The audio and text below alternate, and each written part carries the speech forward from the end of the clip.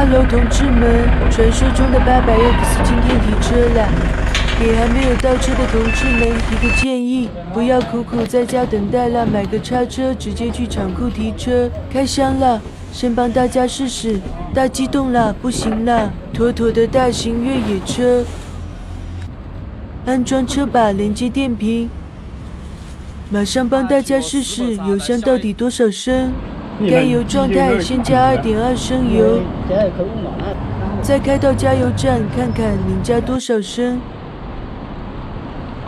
油表归零，直接干到底。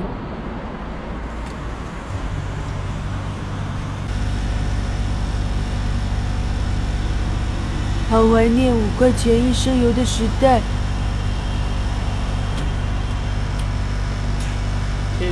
怎么停了？抽出来，继续加到吐出来。最终只能加到14.86升。该油状态加满2.2加14.86等于17.06升。加满油，马上上路爽一下。先爽一下公路，待会再去飞铺庄路。这个车真的很轻很舒服，操控1级棒。开搞飞铺庄，这个车跑这些飞铺庄路真的不要太爽啊！我的是标准版减震，已经很舒服了，会扭油门就行。站着开更加舒服。吃了很多灰尘，今晚要多吃点猪血。赶紧超过它，不然吃牛血都没用。800X 低速度骑行真的很烫，建议不要穿短裤骑，比我之前骑的烤弹神器自由800更烫。适时砂石路，这个 TCS 不管很烦，给大油就要给你断油。TCS 每次启动都要手动关闭，很麻烦。后期我准备把 TC 的线剪掉，不知道可不可行。今天要把1箱油骑完，再回家测试一下油耗。必须从白天骑到黑夜，享受17升油带来的快乐。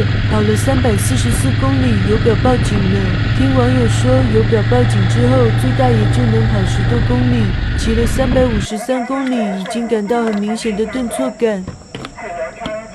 应该马上没油了，刚好有加油站，看看能加多少升油。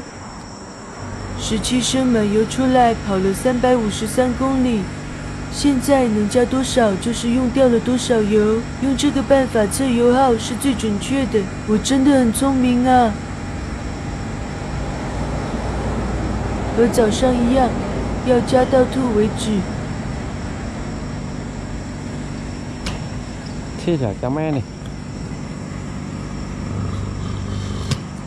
还会加？